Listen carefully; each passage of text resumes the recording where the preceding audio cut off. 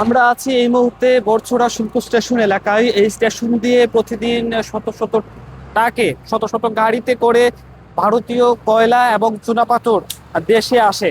এবং এই সম্প্রতি যে দেশে যে তেলের বাজারে অস্থিরতা, একটি চক্র, যে কৃত্রিম সংকট অথবা অন্য দেশে তেল পাচার করার যে একটি হিড়িক, সেই হিড়িক তুলে যে তেলের বাজারে যে অস্থিরতা চালাচ্ছে সেইটি রোধ করতে আসলে বিজিবি সীমান্তবর্তী এলাকায় তাদের যে তৎপরতা, সেই তৎপরতা বাড়িয়েছে। সকাল থেকেই আমরা দেখছি বড়ছড়া শুল্ক শুল্ক স্টেশন এলাকায় যে ভারত থেকে যে ট্রাকগুলো আসছে, সেই ট্রাকগুলো থেকে তারা যখন পণ্য খালাস করে ভারতে আবার ফিরে যাচ্ছে, সেই খালি ট্রাকগুলো তারা আটকে তল্লাশি চালাচ্ছেন। তারা নিশ্চিত করছেন সেই ট্রাকে কোনো পরিমাণের যে অতিরিক্ত তেল মজুদ আছে কিনা, সেইটি তারা নিশ্চিত করতেই আসলে এই অভিযান চালাচ্ছেন।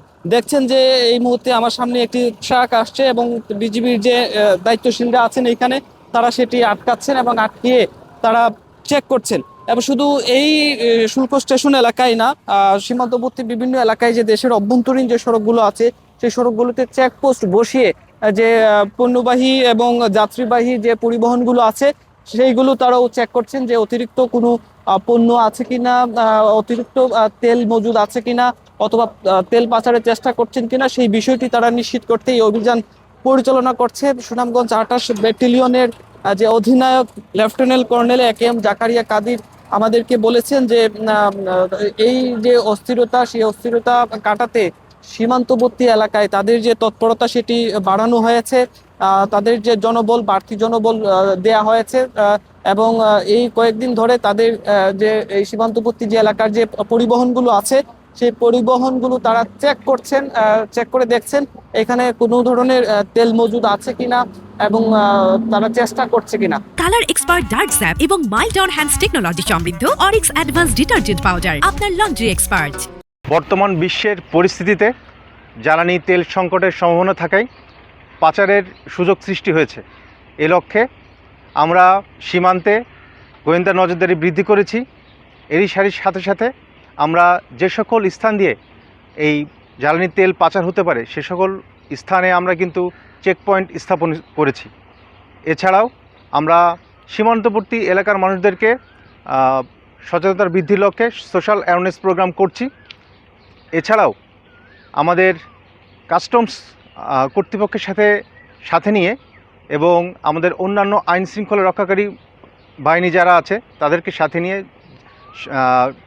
এবং জনসাধারণকে অ্যাওয়ার করে আমরা কিন্তু এই যে সম্ভাব্য যে জ্বালানি তেলের পাচার সেটি রোধ করতে একসাথে আমরা কাজ করে যাচ্ছি।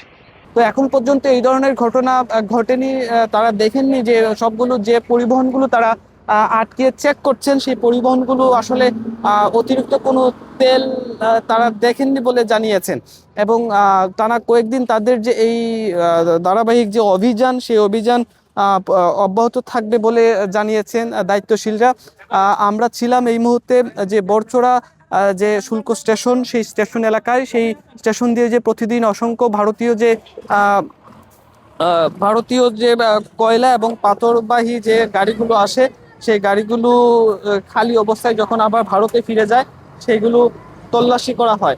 এবং দেখছেন যে কিরকম তল্লাশি করা হয় এবং সেই তল্লাশির করে তারা দেখছেন যে ভেতরে কোনো তেল মজুদ আছে কিনা।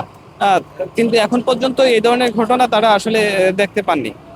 এইভাবে গাড়িগুলো আবার উল্টিয়ে তারা চেক করছেন এই গাড়ির ভেতরে যে তেল আছে কিনা। তারা এইভাবেই যে দায়িত্বশীল যে অফিসাররা আছেন, অফিসাররা এরকম চেক করছেন ভেতরে কিছু আছে কিনা।